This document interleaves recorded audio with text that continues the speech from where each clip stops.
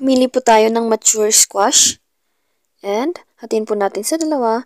Then, tanggalin po natin ang kanyang seeds gamit ang ating spoon. Dahan-dahan lang po tayo sa pagtanggal ng seeds para hindi naman po sayang. Pagkatanggal ng seeds, ibabad natin siya sa tubig upang ating hugasan. Habang hinuhugasan ay lilinisan na rin po natin ang seeds. Tatanggalin po natin yung mga orange na yan at yung seeds na lang po ang ating ititira.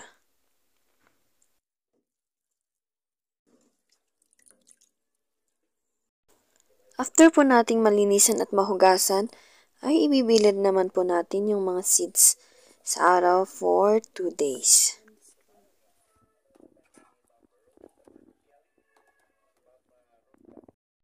So, ayan na po ang resulta ng ating seeds na binilad for 2 days.